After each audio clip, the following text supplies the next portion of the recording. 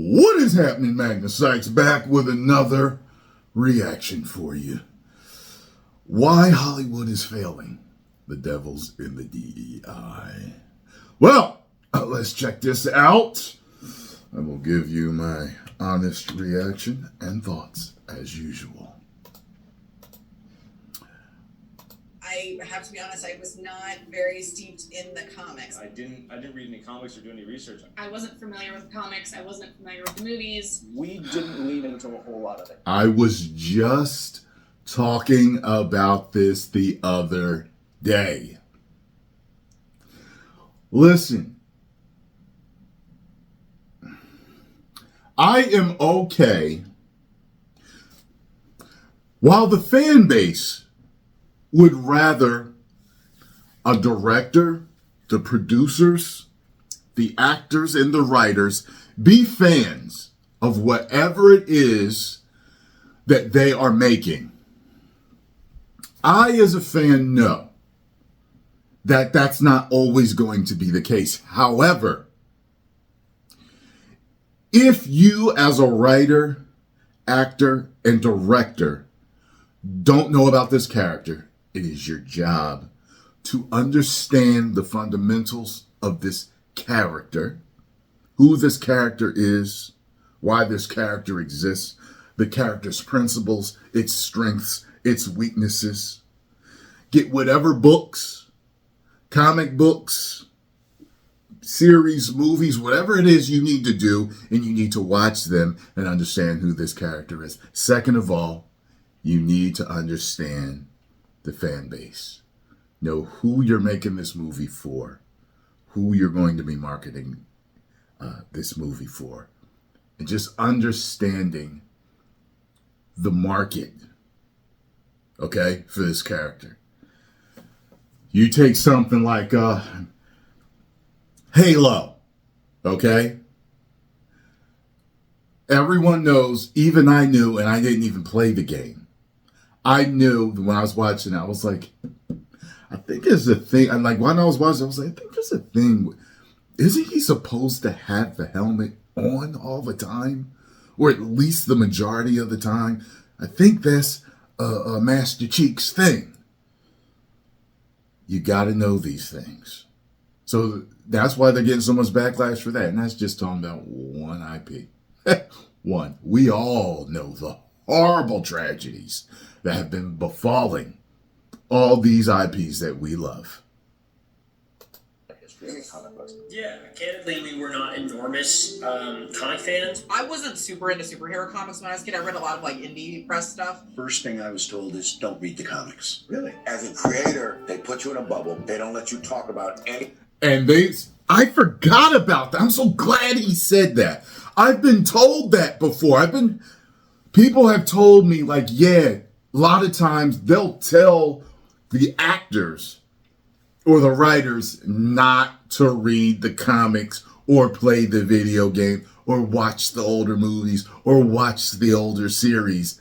I'm just like, I don't know if that's a good thing. I believe it's rather rare for almost a complete at least, or even a complete departing from the fundamentals of a character to truly work. And one that I usually point to is Heath Ledger's Joker. He's the Joker, but not really. But he worked. And worked really well. But they don't always work like that. Any other projects, right? You know, they're up for anything. We ultimately decided to redefine it for the series and thought that it worked better for the story that we're trying to tell. Did you ever read you haven't read the comic? When the DVD comes out, I'm going to read a full comic book and just see where we went wrong. Well, you know what? I'll give it to Taika. Okay, if he never read none of the stuff and he was able to make Ragnarok, which I think most of the fan base liked. I liked it, and I didn't expect to because I expect Thor to be serious. But somehow that worked. That comedy and everything worked. He had a blend of comedy and seriousness in it that worked. And I've watched, video essays breaking it down on how certain stuff was really, really stupid. And I was like, yeah, that was really stupid. Like, the thing with Hummel being the god of thunder. However, Valkyrie's able to zap him with that thing. It's like, well, it looks like it's working on electricity, right?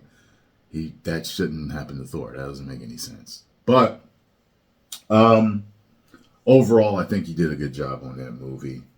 Of course, we know what happened with the next movie, so I think he needed to be reeled in for that. But it is what it is. I think that it's outliers probably for the most part, where it's like, okay, you didn't read nothing and you made this movie and the fan base liked it. I think that's an outlier, but who knows? Maybe I can get the stats on all the movies that have been successful, that have been based on successful IPs, that totally deviated from things majorly, and they actually worked. Maybe the percentages will be higher. Who knows? But we'll see. These days. You're a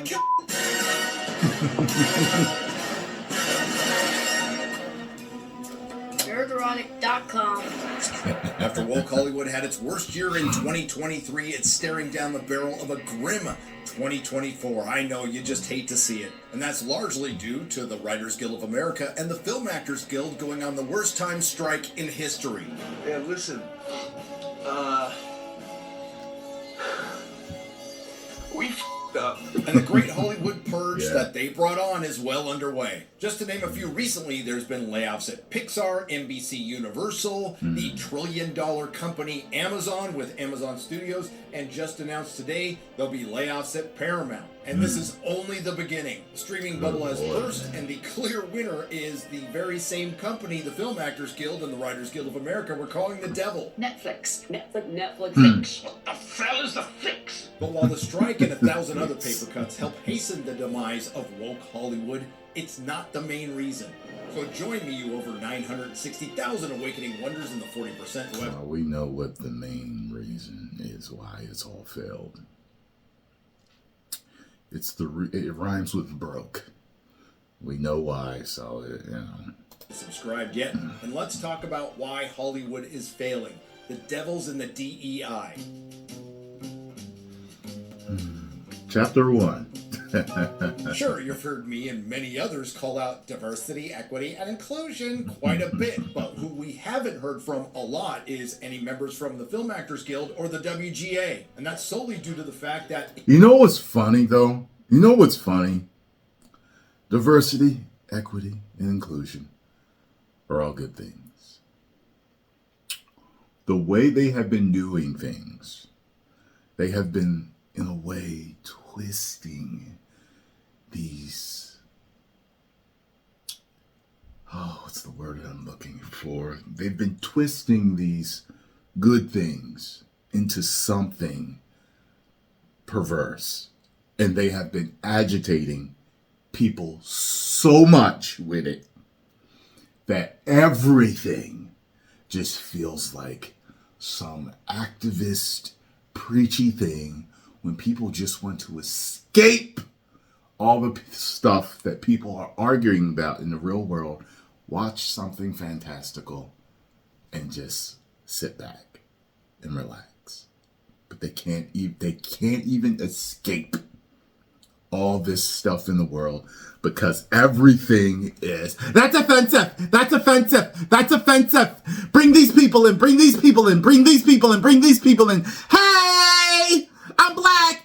Hey, I'm Asian. Hey, it's just, I'm this, I'm that, I'm this, I'm that. Hey, look, this is the real world here. All these people, all at the same time, are in this one group, and that's how the world is all the time. False. All these people exist. All these people are on this planet and do commingle, but not the way you're doing it in these movies, television shows, video games, series, cartoons, just all this stuff is just like, right. You find yourself watching it and you're like, right, yeah, right. And because you put a black guy in this particular part, that means that somehow it's going to bring all black people in to watch it. All black people have to like it. If not, you're a race traitor. And then also it'll make people say, wow, look, you included so many people that exist on this planet. Wow, this is just so great. Stunning. It's just, but that's not how humans work. That's not how we work. You know what I mean? And one of the things we work on is authenticity. And some things just don't seem right. They don't seem authentic. It's just weird when you're watching a movie when like, you know, I don't know, the main character gets up out of bed, oh, say he's a black guy, say he's me, oh, and he's getting ready to go on a road trip. And he calls his first boy, and he's Chinese. And he calls his second boy, and he's Indian. And he calls his third boy, and he's another black guy. And he calls his fourth boy, and he's white guy. And then he calls his fifth boy, and he's Native American. And then they all get together, and they hop in a truck, and they drive off. And then all of a sudden, there's all these things that they run into. And they run into a strong, powerful woman that's stronger and faster and smarter than every single one of them in every single way. But then on the way, they also meet a woman who's you know, the nurturing mother type. She's feminine and this and that. And then all of a sudden they run into a guy who's transgender. And then they run into a trans woman. And then it's so weird to see all this stuff included in one movie. And we know, even with fantasy, stuff can be blown out of proportion. It's like, that wouldn't happen, that wouldn't happen, that wouldn't happen. It's so much to a point where you're like, what? It's like, I know all these people exist on this planet. And there's no problem with any of these people existing. But what in the hell are you trying to do by putting all these people, all these situations, all crammed into one thing? It feels like the line, the lengths, the goalposts of fantasy are pushed so far, you don't even believe the fantasy. You already know a guy can't dodge bullets. But it's like it's just like this. Right, okay. It's weird. It just doesn't work. And people just feel so preached to, like almost like they're just trying to be so good. They're over trying. They're like the nice guy in a relationship. They do every single thing they can possibly do for that woman, so much so she's taken aback by it. Like, what in the hell is going on here? Can you just be normal?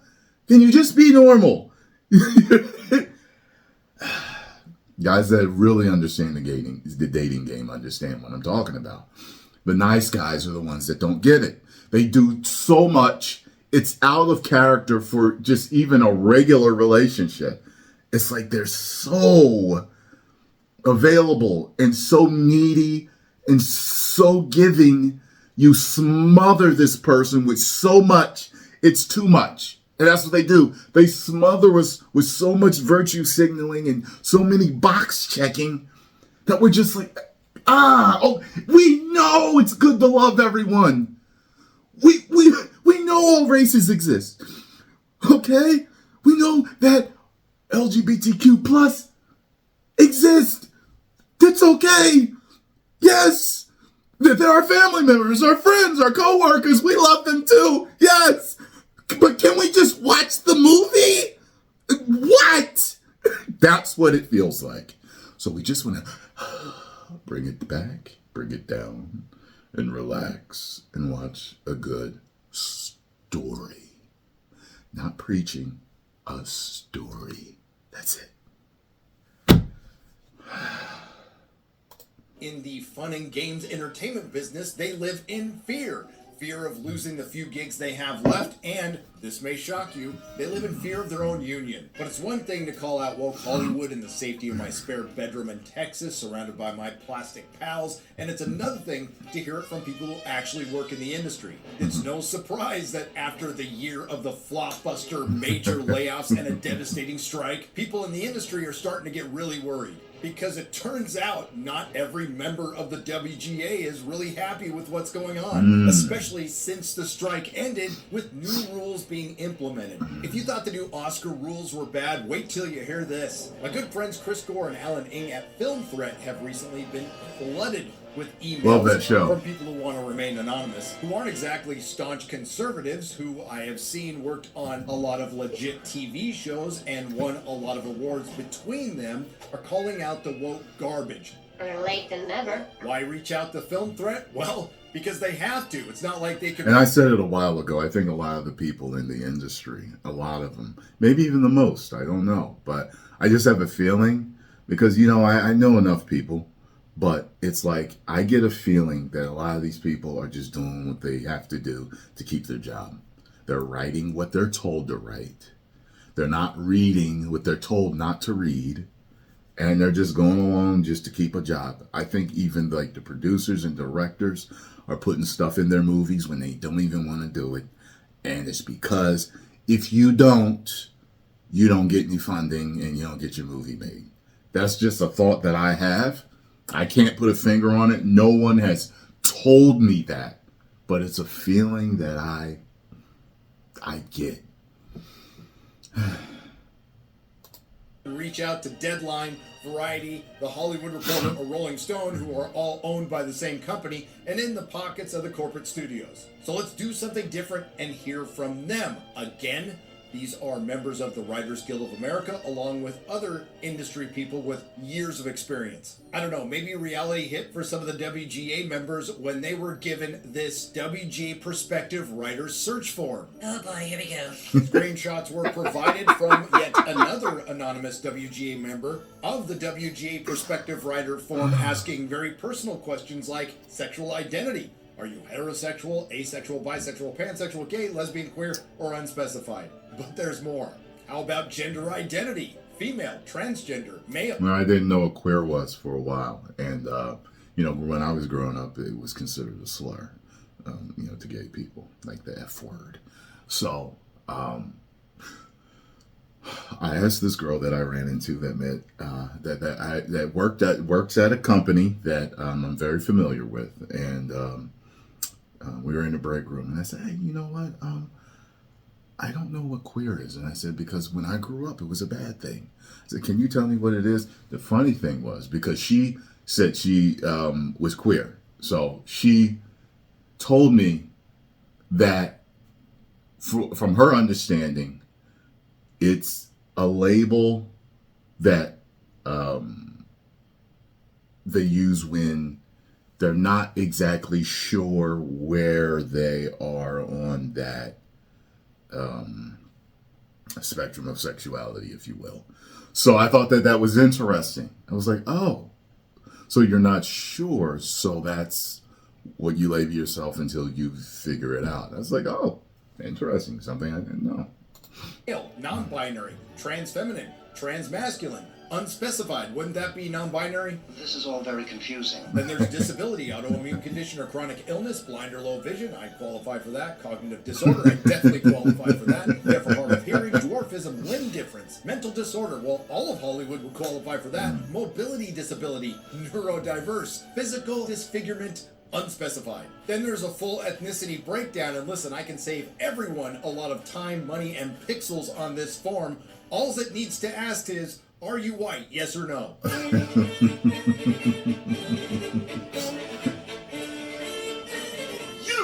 are white! You are white! You're white! He's white!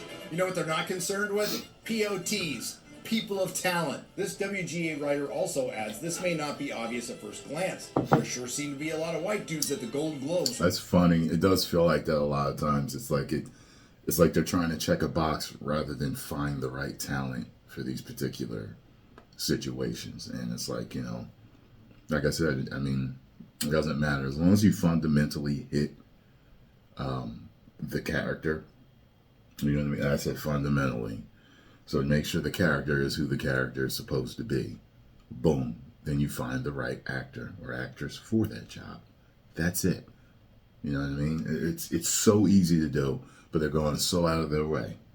That's right. Well, this doesn't impact the top 2% of writers, showrunners, and directors since they're in rarefied air when they get work no matter what. It's those of us with decades of experience working on your favorite TV shows and films that are now sitting on the sidelines waiting. No institute reinforces this more than the WGA. One glance at their monthly calendar of events shows a Latinx Writers Committee meeting, an LGBTQ+ Writers Committee meeting, a Committee of Black Writers meeting, a Middle Eastern Writers Committee meeting, a Women's Writers Committee meeting, and an Asian American Writers Committee meeting, to name just a few. This anonymous WGA member was so worried, they said, and I quote, "My email isn't real as I don't want to accidentally give up an IP address and end up on some modern blacklist." I have a few stories that illustrate the hostility to non-diverse writers that may be of interest. Tell me if you haven't heard this one before, by the way.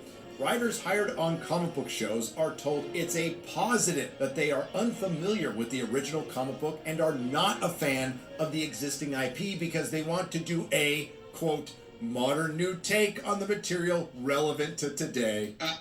Oh, good Lord. If that is the majority of what is going on, that says it all in the writing.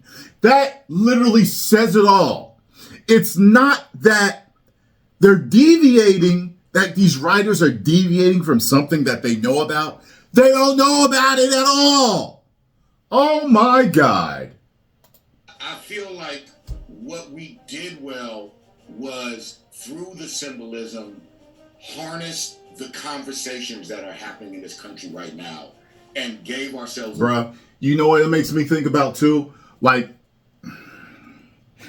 I get it. A lot of these people, I think that a lot of them, especially in the beginning, before the wave of backlash came for all, you know, all the flops happened, I think a lot of the people were just, hey, I'm hired. Oh God, thank you as an actor that I have a part in a movie or a series or a television show or video game, whatever. It's the same thing for the writers. They're just so happy to be hired for something and to use their talent for something, but didn't realize the gravity of what they were really being hired for. I believe some did. Maybe even half did. I don't believe most did. And so many people are just trying to live and get by, that they will do jobs anyway. Like, for example, I do it well enough from YouTube that if I were a writer, just like I'm an actor, and I've already told you guys this, I won't take any parts or audition for any parts that have to do with any of this that's going on right now, because I don't enjoy it. I want to make things that I enjoy, and I know the majority of the fandom does not enjoy it. There are people out there, and I know I've seen it in the comments that swear, "Oh, yeah, right, Tyrone, you fall for the Star Wars movie, or you take it." False. There is no way in hell I would betray myself or the fans by taking a part in in anything that's destroying IPs like they're destroying them these days. There is no way. How could I sleep at night knowing that I've done that? I can't. I'm not shilling or selling my soul for nothing. The way to dramatize them. I'm gonna be real. We damn near had scenes in this thing with the Capitol attack. And how many times has that worked with existing IPs over the last You need to do better. I'll give you the answer. None. Writers are asked, A, why this story today? How is it relevant politically today to the existing narrative they're pushing on our culture? And B, why are you the person to tell it? Because I have talent and I wrote it. is not a valid answer. What is a valid answer? Because I'm a member of this aggrieved group or class, and only we can tell our own story. With the obvious exception of all European lore, mythology, American history, European history, and Lord of the Rings, that there's a bias towards the 2 for or the 3 for hire. What the hell does that mean? Yeah. He or she explains. Being gay, for example, isn't enough now. You have to be gay, African American, Latinx, undocumented, unhoused, differently abled. Wow. Then on the DEI scorecard, they have a 2 times or 3 times positive score for hire. This sounds very gay. Wow.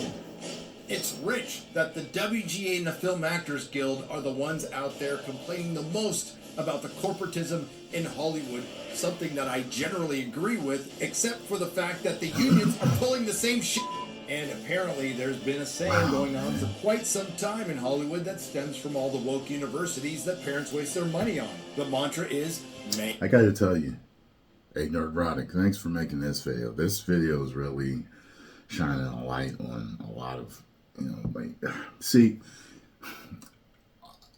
one thing you got to understand about me is that even though I don't like a lot of what's going on with the entertainment industry now, and that's runs the whole gamut, everything from video games to movies, to television shows, to cartoons. I don't dive too much into the rabbit hole of the specifics of certain things because I'm already agitated enough. So I just try to make the right videos and where I want to say what I need to say, but also videos that people are going to have fun watching. And that's it. And go about my life. I'm glad that I'm getting to hear this stuff because this is really, it's starting to make me see things through a different lens, a more focused lens. Is stale. Out with the old order and in with the new. Anyone who questions this new orthodoxy will, of course, be denounced as not promoting a diverse workspace or worse, racist from an anonymous member of the Writers Guild of America. You're so right about the fear running this town, but this is the first time when I've been afraid to say anything about how DEI is being weaponized. I've been a liberal progressive my entire life, and a few of the Emmy-nominated shows I've worked on actively advance the causes being fought for. But now it's like I'm no longer wanted at the table because you're not, solely because of my age, gender, and skin color. Shutting anyone out for any of those reasons doesn't feel like DEI, but more like its opposite. Always be wary of any name that sounds like it could come out of a George Orwell book. That's never a good sign. Because it sounds like, sure, diversity, equity, inclusion, these all sound like nice words. But what it really means is discrimination on the basis of race, sex, and sexual orientation, and it's against merit. Well, if the E in the DEI was equality, that's what it would be. But instead, they replaced that word with equity. No offense, but it sounds like some commie gobbledygook. They're not looking for equality or even equity. What they're looking to do is fight discrimination with discrimination. You can't be racist towards white people, Stan. They all honky bitches. Thank you, black female Cartman. I sit corrected. I love it when I see diversity done right, not the forced or self-conscious way we're getting it on shows like Bridgerton that erase actual history and pretend black people were always members of the Royal Society. We've gone from the rich diversity of the Abbey to a terribly white balcony. I'm very struck by that. The anonymous WGA writers... It is really weird to see certain things that are done historically and they like switch them up and it's like, wait a minute, was this really like this or not? Stop. Like some of it's like, huh? And that's why I said it goes so far to fantasy that like nothing matters. Hey, change everything. This is fantasy. So you want fantasy? You got it. Says I worked in rooms with very few minorities or women in them for at least half of my career. And that was fucked up, but now it's starting to feel like a new paradigm isn't about equality or equity, because it isn't. It's about a complete reversal of the power dynamic. But until a few years ago, writers' rooms were getting more diverse every year I've been working in them, along with the rest of entertainment. Only now they're getting less diverse, and I think storytelling is suffering because of it. And in closing, he or she says, Norman Lear used to have Republican conservative writing in his rooms. Nowadays, that would be impossible. I find that the umbilical, that the many umbilicals that connect my friends on the right, you referred to me as a liberal at the beginning.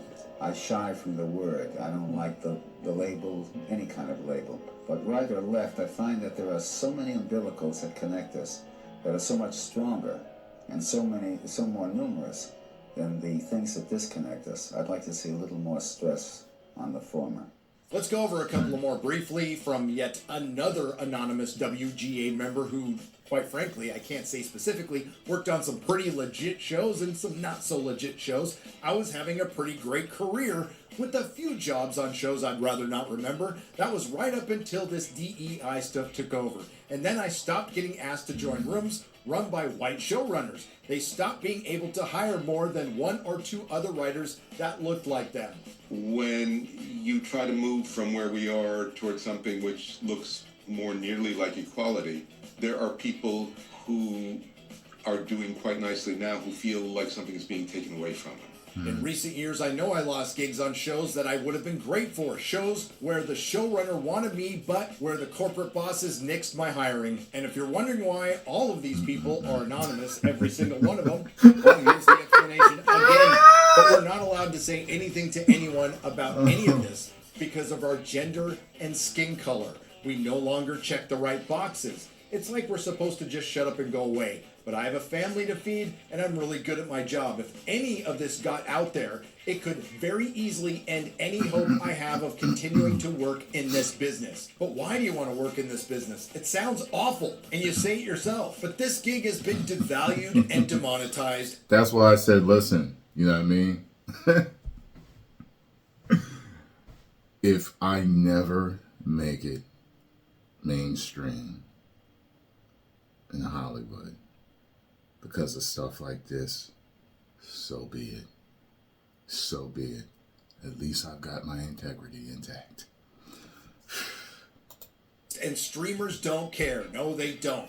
If they have to hire a new young staff every season, it's cheaper that way, and that's your secret of diversity. It's cheaper. Now, there's a lot more to this, and there will be a lot more Very coming out at interesting. filmthreat.com, so go check it out. But we'll end it with this one. Attached are the screen grabs from some of the various emails I received regarding self-identification surveys and member census. And the real kicker, Jedi training. You heard me right. From an illustrator at the Art Directors Guild, the ADG was sending these surveys out at an extremely aggressive level last year. Okay. There was also something they called Jedi training.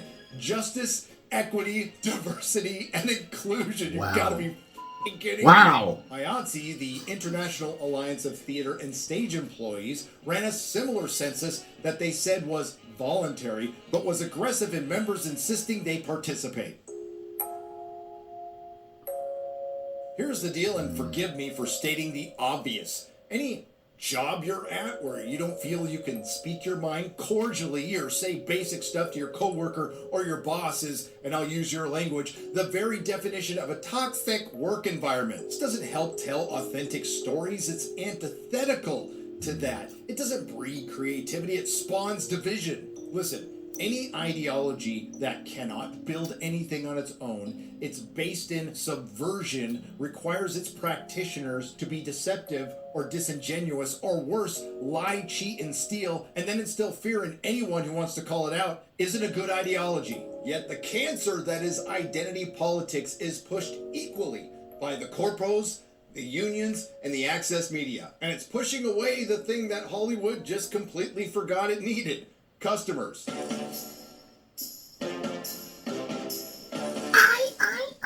Ticket sales, meaning actual tickets sold, are down almost 40%, and the entire establishment Hollywood ecosystem is falling apart, with the aforementioned year of the flopbuster, massive layoffs, and layoffs in digital media. Don't believe me? From Bloomberg. 2024 Hollywood predict. Makes me wonder if they think that if they do it long enough, everybody will just get along with it, or if they're just seriously, literally trying to destroy the entertainment business.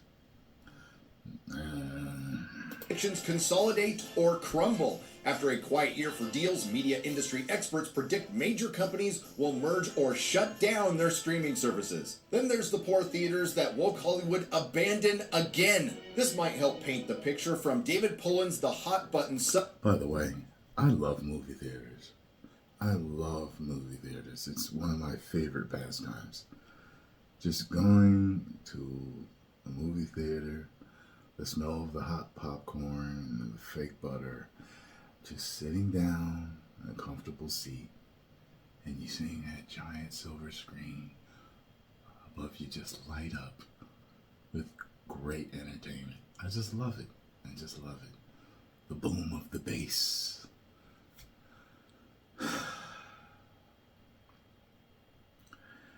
I don't want them to go away, but the way they're doing stuff, they will go away. Substack. Here's a list of what 2023 looks like versus 2024 based on the wide releases 8 months on this list, meaning it only goes up to August. 6 different studios with the top release. That may be the most hopeful part. January 2023, there were 7 new wide releases. In 2024, there's going to be 6. February 2023, there were 10 wide releases. In February 2024, there's going to be 6. In March 2023, there were 10 new wide releases. In March 2024, I didn't buy this. 5. I gotta buy it. I forgot to buy it. 14 wide releases. In April 2024, there's going to be 4. May 2023, there were 10 new wide releases. In May 2024, there's going to be 6. June 2023, the summer movie season, 9 new wide releases. June 2024, 5. The heart of the summer movie season, July of 2023, had 8 new wide releases. In July of 2024, there's only going to be 4. And in August, the dog days of summer 2023, 9 new wide releases. And in August 2024, there's only going to be 6. And of those 2024 wide releases, only 4 films aren't some sort of a prequel or a sequel. To put this in perspective, in 2019 alone, Hollywood had $9 billion films. From 2020 to 2023, they've had 6. Now, I'm not celebrating anyone losing their jobs outside of the woke activists in all of entertainment, access media, and hell, let's throw in the LA Times, because they all played their part. What was the woke Hollywood saying for cancel culture? Oh, that's right, consequence culture. In terms of cancel culture, I think it's misnamed. That's a misnomer. I think we have a consequence culture, and that consequences are finally encompassing everybody in the society, whereas they haven't been ever in this country. So I think that there are good signs that are happening in the culture right now, and I think it has everything to do with a new awareness on people who were simply unaware of the real nature of life in this country for people who have been othered since this nation began. You are looking at your great-great-grandfather, James Henry Dixon. So you have an ancestor who served with the Confederacy. Yeah, that's hilarious. Look at his face. That's true. I'd have fought you 5 minutes ago if you told me that I had a white great-great-grandfather. You can fight me, but it's the truth. And there's nothing you can... They got the banjo playing and everything.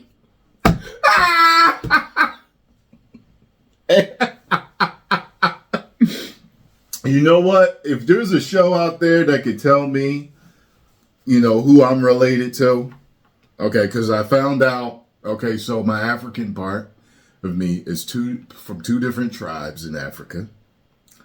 And then from what the rest of my family has told me, well, no, the genetic tests, okay, so the 2 African tribes, and I'm Nigerian, by the way, so 2 African tribes, Nigerian. So growing up, my mother told me that I have Italian blood, Native American blood from 2 different tribes, Blackfoot. I always forget whether it's Blackfeet or Blackfoot. Blackfoot Indian, Blackfoot tribe, and Cherokee tribe, and Italian, Irish. And when I did my test, it said that, I guess, whatever European blood it is, that I guess is probably the Irish or the Italian part, even though Italians have other blood also, is Scandinavian. So I know I got a bunch in me, but it would be interesting to find out, like, if I have any, you know, I've actually, my family told me actually that as far as any famous family members, that I'm actually related to Bryant Gumbel somewhere along the line. And I never heard that, but they told us one day. They were like, yeah, we found out that he's actually, you know, he's a cousin or whatever. But whatever. But it would be interesting to find out, especially far back, like who I am related to. It'd be interesting. That's funny though. The banjo started playing. The screaming bubble bursting and all the layoffs stem from the previous years of political divisiveness, and now we're heading into the mother of all divisive political years. And I highly doubt the adult pretenders and the people who help adults pretend are going to be able to keep their mouths shut. We are well past the ground portion of this story and well into the find out final act. And as woke Hollywood enters the long, dark power lunch of the soul, they better think about one thing. Do they want to survive? And if you do, there's one simple term that you just need to internalize. Shut up and entertain. If you like what you heard, please like, share, and subscribe. If you didn't like what you heard, I thank you for listening this long. I will see you in the next video. nerdrotic.com. Oh, boy. Please subscribe. Good job, Nerdrotic, on this one. Good job, man. I really like this one. This is one of my longest videos reacting to you. You know what I'm saying? We had a great conversation together, even though you weren't really here, but you're kind of here in a way, you know. I really love doing these videos like this, where I can really sink my teeth into something and discuss certain things, even whether a person is really here with me or not. I like videos like this. So hopefully you really enjoy them too. And yeah, post comments down below. Let me know what you all thought. Get over to the Nerdrotic and subscribe. Get them to 1 million subscribers this year. 10 million subscribers. Woo!